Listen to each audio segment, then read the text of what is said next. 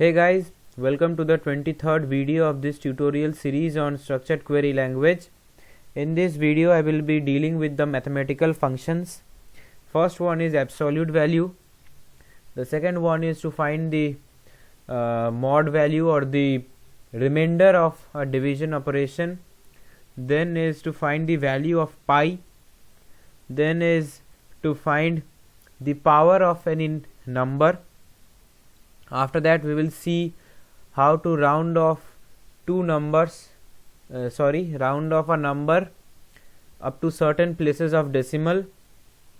Then we will find out the square root of a number, and after that finally we will find out the floor and ceiling values of a number. Okay, so let's check them out one by one. The first one was to find the absolute value of a number. So the syntax is select, then ABS, and then the number. So say my number is -6, for example. Let's see. Okay, so the absolute value is 6. Now next one is to find the remainder, and the syntax is select, then mod, then first of all the dividend.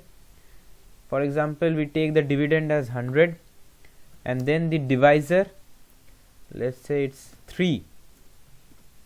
Okay, so the remainder is 1. After that let's check out the value of pi.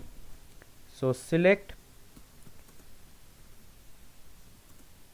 pi and then empty braces. So the value of pi is 3.141593. It is correct according to the calculator. After that we want to find the power of a number. So select power. Now let's set the base as 2 and the exponent as 3. So the answer should be 8. Let's see if it's really 8.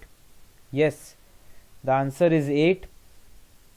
Now after that let's check out the round function for rounding of a number up to a certain place of decimal. So select round, first of all the number. Now the number, let it be 2.789687, and the number of places of decimal up to which we want to see the rounded off answer is, let's say, 3. Okay, so the answer is 2.790. Okay, it is correct. Now next let us see the square root function. So select SQRT and then a number. Let's check out for 4. It's the easiest one, so it is 2. And then let us see the square root function once more. This time let's check it out for 2. Okay, so it is correct, 1.414. Now next let us check out for the ceiling value. So select, then CEIL, and then the value. So 4.32. so the ceiling value, yes, it is 5.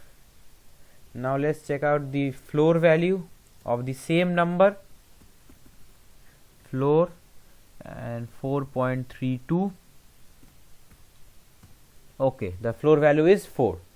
So these were some of the important mathematical functions that you can use in SQL calculations. So this was all for this video, guys. Thank you. Stay tuned to my channel for my upcoming videos in this series, and don't forget to subscribe to my channel if you haven't yet.